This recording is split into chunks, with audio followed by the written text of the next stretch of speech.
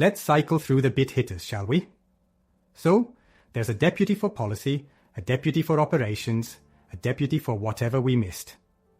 Each brandishing a neatly typed org chart, determined to keep the president's day on schedule.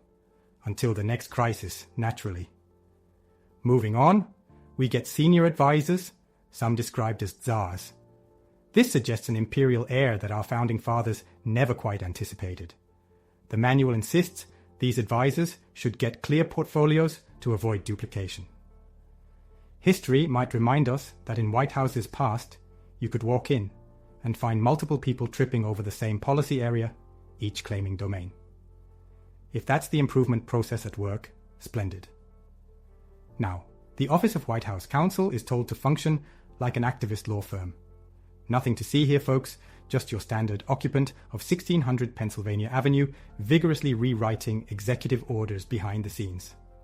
The manual endorses zealous representation of the president's agenda. Fine in principle, though it might become comedic if that zeal races too far ahead of the law. Which apparently it already has, allegedly. Let's hope we never see attorneys locking horns about precisely which bounds of the law can be tested for the sake of a legislative victory. Purely hypothetical, of course. A personal favorite, the staff secretary.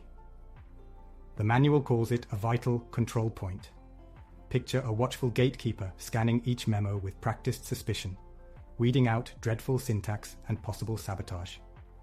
The text positively revels in describing how every single line must be properly curated before it graces the president's desk. Sounds a touch joyless, but it presumably keeps big mistakes at bay. That is, until the next big mistake